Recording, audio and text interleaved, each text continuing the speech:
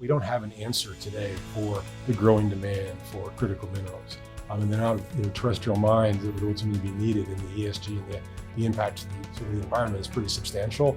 Well, the resources that we find and the resources that we're working with today could answer all of those questions. And we think it's certainly the opportune time.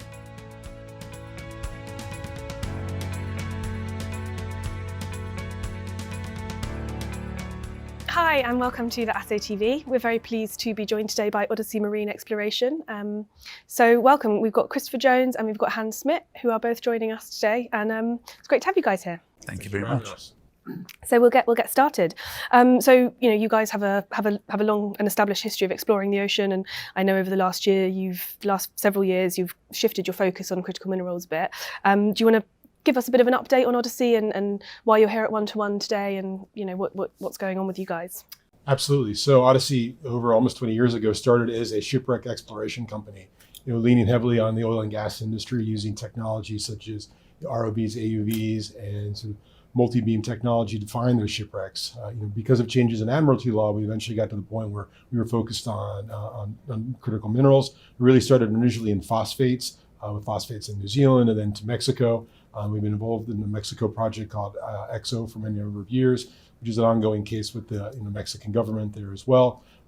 So that's really where we are today, and it's become a very important part of our business. We continue to expand that business there as well. Now, the reason why we're here today, though, is we've been spending the last year and a half actually cleaning up our corporate capital structure. And just about a couple months ago, we refinanced and actually retired a significant amount of debt that was on our balance sheet. So before that, it was very difficult for public company investors to become comfortable with an investment in Odyssey. Once that's been cleared up, we're now in a position to really find and attract institutional investors there today, with 100% focus on the critical mineral sector. So as we're all aware, the metals and mining industry is facing increasing ESG pressure, and there's an ever-growing focus on social license. So what makes it the right time to focus on marine minerals? Well, I think the thing about marine minerals that a lot of people don't appreciate and realize is that it actually has a very low ESG footprint and has a lot of good ESG components to it. We don't typically have the land ownership issues. We don't have a lot of the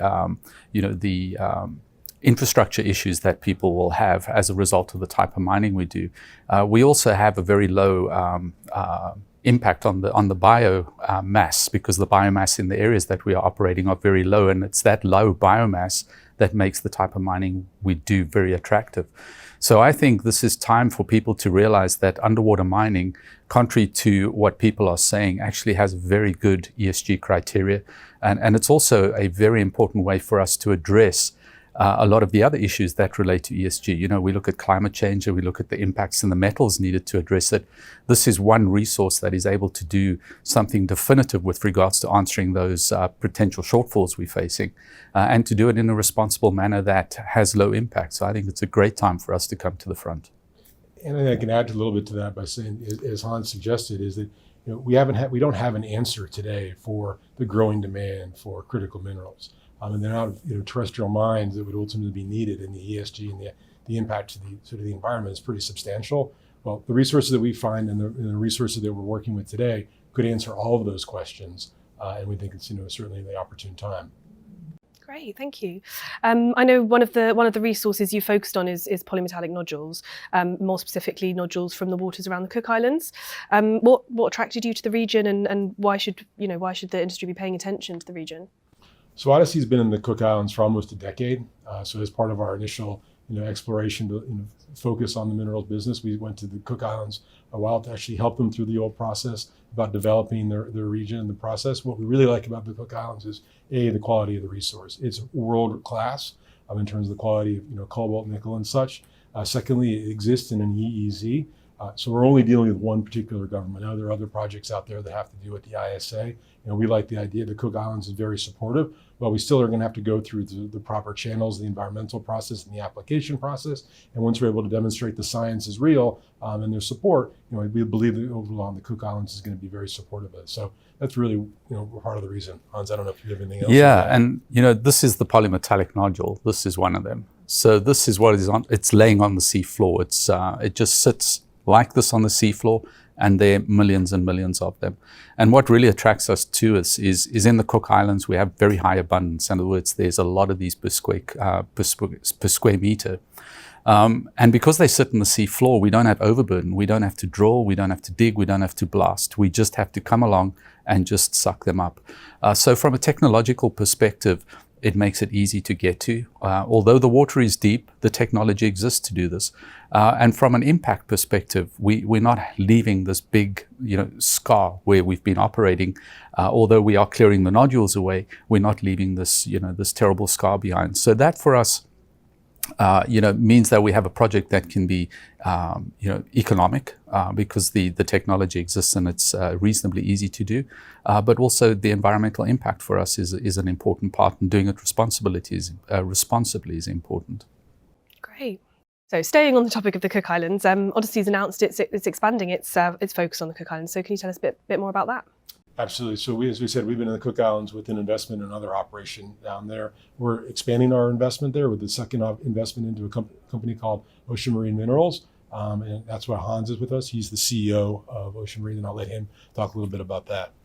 Yes, so Ocean Minerals is a Cayman-based company that owns a wholly owned subsidiary called Mahana Minerals, which is a Cook Islands registered company.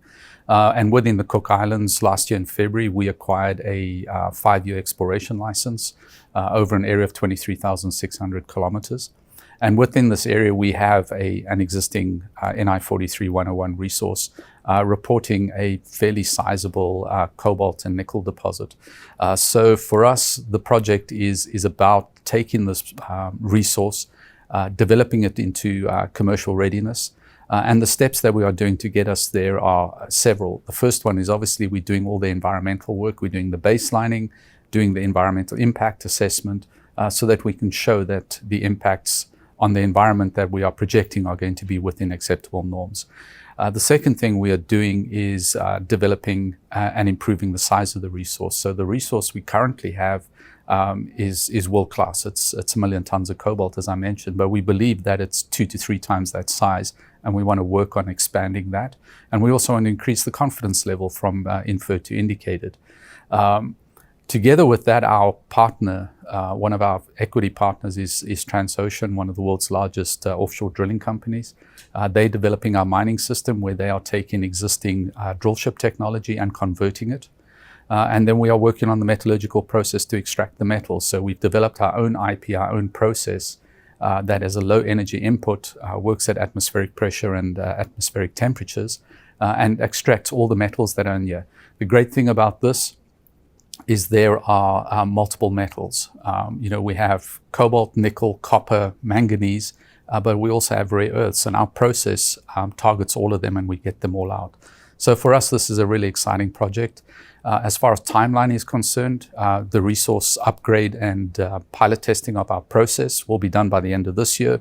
Q1 of next year, we will be publishing a pre-feasibility report. In about 2 years, we'll do our application for the environmental impact statement, or for the environmental permit, and shortly thereafter our mining permit. So I think we're well placed as far as timing is concerned to bring this to market within the next sort of 3 to 5 years. Amazing.